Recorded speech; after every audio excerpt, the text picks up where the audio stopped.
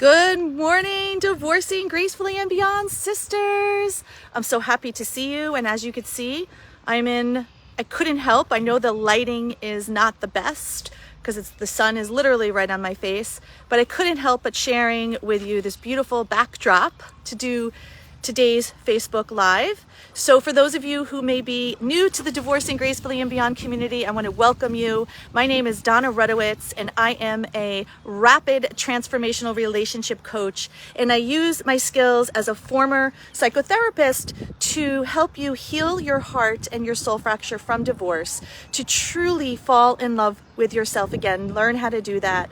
And when ready, if and when ready, be able to attract your ideal soulmate. So many women, by the time they come to Divorcing Gracefully and Beyond, they've done the work, right? Which is you. You are a professional, successful woman. You're smart, you're intelligent. You've got it all together. You've got the home together. You've got the work together. It's this personal side of things that you just can't seem to move the needle on. And that's where Divorcing Gracefully and Beyond comes in. I like to say we come in where therapy leaves off, where there's one side, and it's a perfect, I would say, because of my backdrop with the water, with the bridge, is you're on one side of the bridge. You see that there is the way over the bridge, and then there's the other side. You just don't know how to get to the other side, and that's what we teach you. We teach you the tools that you need to walk over to the other side of the bridge. So hi, Connie, it's so nice to see you. Good morning. What today's conversation and what I wanted to bring to the table for today's Facebook Live is this concept of masculine and feminine energy. Now, I don't know if you know, but I'm among my resources and the people who I connect with, and I have conversations with about the top 2% of coaches in this country, right? Coaches who are heart-centered like myself, coaches who are really doing this work because it's a God-given talent, the work that found us, necessarily we didn't find it. And when we have these conversations, we're looking at what are the ways that we could truly help you break free from the past patterns, beliefs, and behaviors that have kept you stuck in this area of your life. Again, there's other areas that you handle and you do very well at. It's this area, the personal side, moving the needle on that side. And this concept of masculine energy and feminine energy comes up because here's what happens. As a woman, when we have to maintain ourselves, maintain the home, be the provider, take care of things, manage the family, manage our heart, manage the emotions of the children or loved ones or family members, we enter into masculine energy. So what ends up happening is we go into something that's called ultra independence. Hi, Nancy, it's so good to see you. And ultra independence is where we develop what I would say this shell of I can't necessarily trust anybody, that I've got to do it myself, because if I give the responsibility to someone else, they may not follow through, and then I'm left picking up the pieces. So over time, little by little by little, we develop this ultra independence, which is more of a masculine energy of functioning, and that is a trauma response. And so what ends up happening is our brain goes into fight or flight, our brain goes into constriction, our brain is looking at the environment and constantly scanning the environment for what could go wrong. And again, day by day by day, we're losing more and more of our feminine energy, of how we were created to be in this world, and we're encapsulating more of the masculine energy.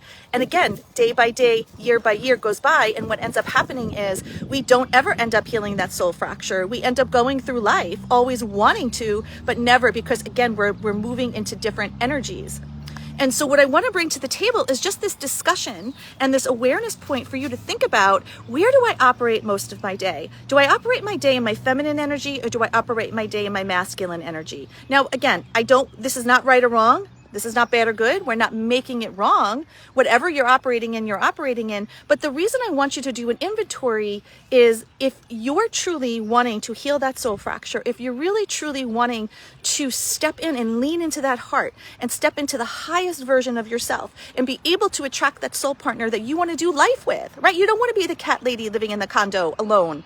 That's not what we want. Here at Divorcing Gracefully and Beyond, we want to become our own lovers first, our own soulmates first, and we are preparing to do life with someone. We don't want to die alone. We want to share this life with someone. We want to travel with someone. We want to enjoy meals and holidays with someone, right? Our kids are doing their own lives. They're grown. They're doing their own thing. We don't want to depend on them for our happiness. We want to create our own happiness.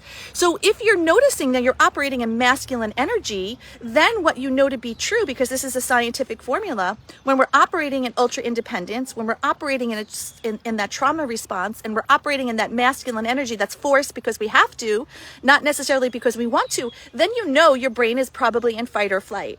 And that could be a contributing reason to why you haven't been able to cross the bridge. Because in order to cross the bridge, we need to bring our physiological state of being and our nervous system down back into homeostasis. We need to lean into our femininity in order for us to be able to cross that bridge.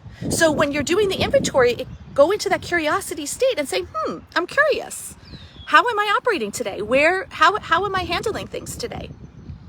Because this is going to be one of the key pieces for you to cross your bridge of where you want to go. What I also would ask you to do is, like, today I'm here in this beautiful location, is ask yourself, what are the things that I do to nurture me? What are the things that I do to nurture myself? What are the things that I do that I enjoy, that I love? Am I loving myself? If I want to be loved, right? If you want to be loved and bring in that partner who you're going to do life with, well, guess what?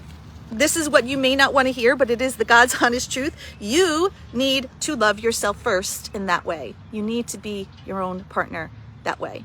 So with that said, some things to think about. And Casey and I are signing off. Here's Casey. Casey saying goodbye. She's sitting here look at this beautiful park, right? This lovely water that she's looking at the ducks that she's ready to chase after. But with that said, sending you love. I hope you have a wonderful rest of the day. See you later. Bye.